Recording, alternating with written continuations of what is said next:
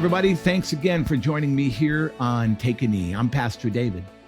Well, have you ever heard of this guy named Sam Hill? In fact, you've probably heard of someone who says, "What in the Sam Hill are you doing?" Well, let me give you a little background of where this came from. In fact, there was, believe it or not, a real guy named Sam Hill. Sam Hill lived in the late 1800s, early 1900s. He was a teacher in Chicago, in this area where things were just beginning here in our country. He was a teacher and very gifted with math and science. Well, the word got out that he was excellent in also mapping and doing the surveying work that's required. And so he was hired by the federal government to go and lay out the line between Michigan and Wisconsin. And so he went and did this for a number of years. And then when he was finished with that surveying project, he went back to Wisconsin and began to go back to school, get even more advanced degrees, and continue teaching. So then he was hired to lay out and do some work up in the Upper Peninsula of Michigan, which is why it kind of caught my eye, being a Michigander myself, and up in Copper Country. So he did a lot of work up there, laying out what would become the Upper Peninsula of the state of Michigan. But what was interesting about Sam Hill is that, as educated as he was, and as refined individual as he might have appeared to be, he really was a legendary cusser. He could cuss, as they would say, like a sailor. And so as people would tell the colorful stories about Sam Hill, they remember how his language was, because he had turns of phrases and some of the things that he could say when he would say it in certain circumstances, that he created so many legendary tales that people would tell those stories for years and years later. And instead of using the colorful language that he would use, they would insert an expletive with his name, Sam Hill. So that's where that came from. Isn't that interesting?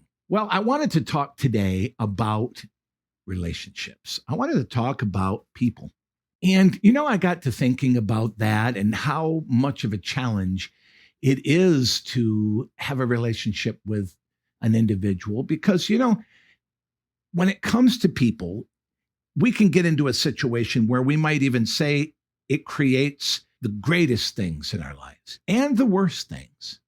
To avoid having relational breakdowns, you would have to have no relationships with people at all. You would have to decide to be a hermit and just close yourself off. And you know what? Some people do.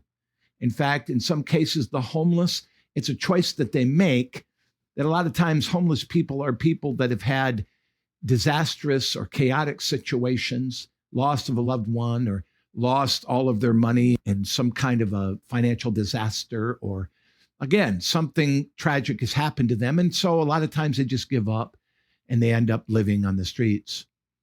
Or a person may just decide, for one reason or another, maybe it was even a mental condition where they cannot connect with people. But if it's ever a choice that we don't want to ever be hurt, well, then you would have to make the overall decision that you would never be in a relationship with a human being. And yet, though, because we're hardwired to want to connect with people, we, come hell or high water, we are going to wade into the deep end of the pool in the area of relationships.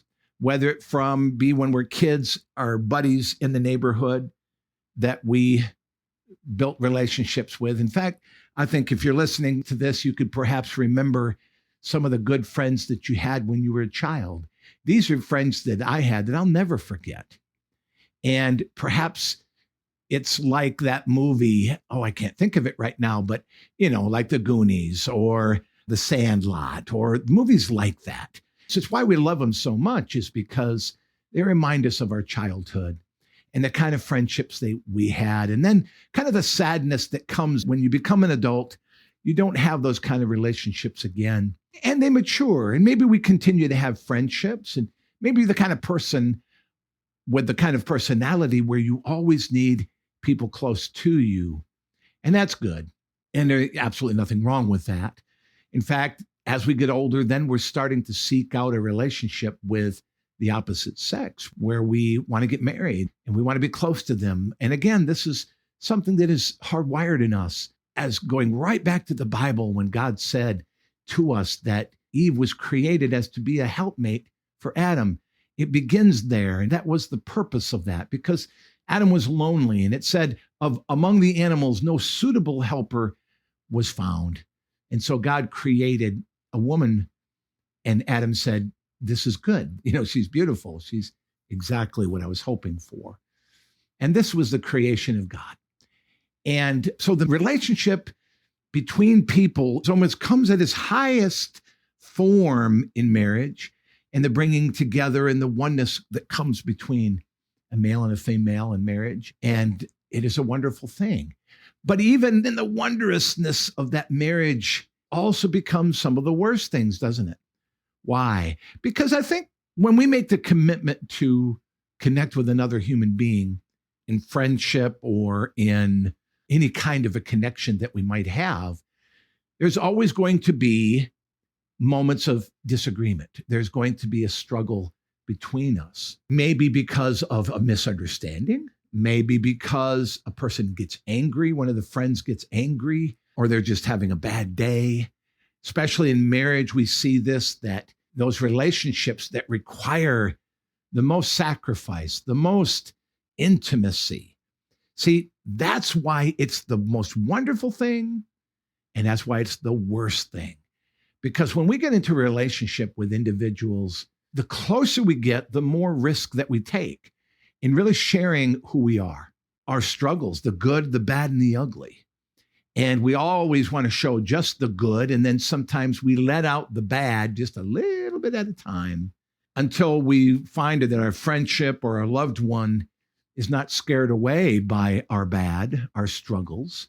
And then when the ugly begins to come out again, when a relationship is able to withstand that, then you can have a bond of friendship that is incredible. Isn't it interesting that Jesus is going to teach on this? As we read the scriptures, he's trying to help us understand the dynamics of what really causes relationships to break down. He teaches us this in the Sermon on the Mount in chapter 5 of Matthew, and then he'll come back to it in chapter 18 to talk about how when we offend someone that we should go and make it right. Or if we know that someone is offended with us, that we should go and make it right. And that ultimately in human relationships, we always should be meeting in the middle to say, I'm sorry. And the most mature relationships of all, when they're both believers, understand these dynamics. We all struggle. We all get angry. We all make mistakes, and especially if you're an intimate friendship where you are showing the good, the bad, and the ugly. I want to tell a quick story about that. One of my closest childhood friends was a buddy of mine. His name was Ken, or Kenneth was his official name, but I just called him Kenny, I think. And Kenny was a buddy of mine from the age of about 13 to 16. And that is a really important time of a young man's life, or any person, young man or woman.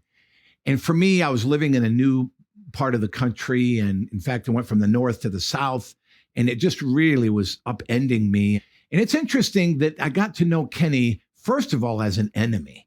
He lived in the same neighborhood that I lived in, and he used to stand outside of his house and stare over at us like kind of waiting to get into a fight. He was just kind of being the tough guy. And I remember just looking at him going, I'd really like to get to know him as a friend, but it didn't seem like that could be possible.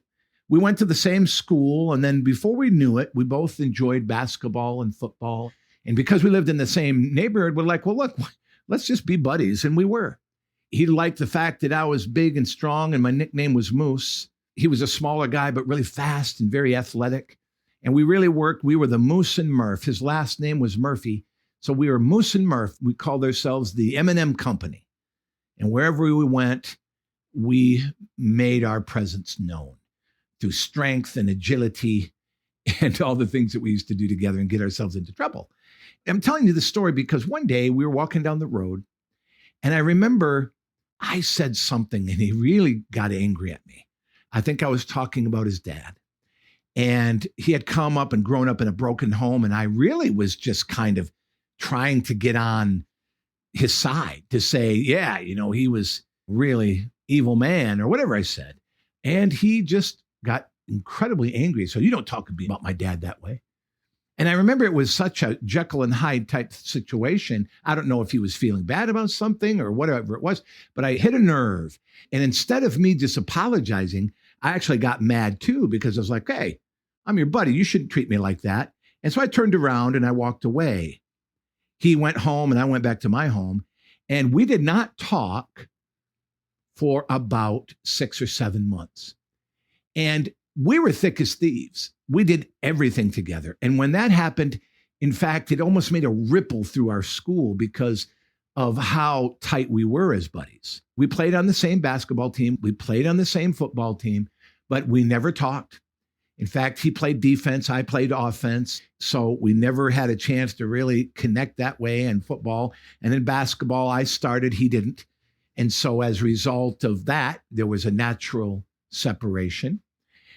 But I remember one day, it was after a basketball game, the varsity team, because we were just on the JV team. And we were sitting outside the gym and we were looking at one another. I don't remember how it worked out, but we both needed a ride somewhere. And one of the seniors said, hey, you guys need a ride. And I remember I was like, well, yeah. And he said, yeah. And so we ended up in the back seat together and we looked at each other and I looked at him and I don't remember, but we just kind of looked at each other. Don't you think we're done with this? We need to get back to being friends. And I think his response was, yeah, I want to too. We made up and we got back to our M&M company and it was restored. And it's interesting because when you look at relationships like that, a lot of times deep inside us, we really do want to get along. I have found that to be true. I know that's in my own heart. And I think that most of us really, really want this. Unless, of course, we've been taught to hate. And I think that's truly the case, that a lot of this hate that we see in the world is ginned up by those who have a mission, or they're so eaten up with bitterness and need for justice that they're just going to do whatever. And so they're going to cause the innocent to be distracted and even defiled with their bitterness. But my premise, my thought here is that ultimately all of us really, really do want to be friends, that we don't like what it feels like to be alienated and not free to be able to hang out and talk. But I guess it begins with the heart. I guess it begins with a desire in all of us to really want that. So I guess what I wanted to talk about here today to finish was really to just encourage all of us that in these days, when it comes to building friendships, to number one, not pull back and don't always demand that a relationship meet your expectations. We don't always have to have friendships with people that are absolutely like us. In fact, the differences between my friend Murph and I really prepared me, believe it or not, for marriage. Because what I realized is he was small, agile, and he liked to do certain things. I was big, strong, and a little goofy. I did a little better than him in school. And he was really good with his hands. He ended up being an electrician and an inspector for elevators all over the state of Kentucky. He was very, very gifted that way. I was much more philosophical, much more intellectual when it came to those kind of things. So it's so different, but yet we really could get along and be friends. Prepared me for marriage because in marriage, you are so different. Men and women are about as different as Mars and Venus, but yet you learn to build on the things that are different and that we appreciate about one another. And that is the thing I think that can really build and strengthen the friendships. If you're listening to this and you want more friends, well, then I think it's important that you don't try to think in terms that friendship always has to just meet your perfection scale. In fact, one of the gifts that God gave me was to be able to live in 4 different states, North and South, and go to 12 different schools over 12 years, spread out over the North, the South, and the Midwest. And as a result, it has given me the ability to really understand and care and reach for anyone. I can talk about sports. I can talk about science. I mean, this was a gift. I despised it as a young person, but now I see it as a gift. And all I can end with today here and to share with you as a way of you taking a knee and me giving you wisdom. And that is that you would do your very, very best to reach for people, to understand people, to love people, to serve people. You know, not every relationship can be a friendship. In fact, not everybody even has time as an adult to have the kind of friendship that I had with Murph or with any of my other buddies. In fact, I've got a lot of friends now, but no one is as close to me as my wife and my children. And no one should ever have the time more than they have. But when it comes to connecting with people, depending on where your life is, don't create a standard that can never be met. In fact, if you want friends, then you need to show yourself friendly.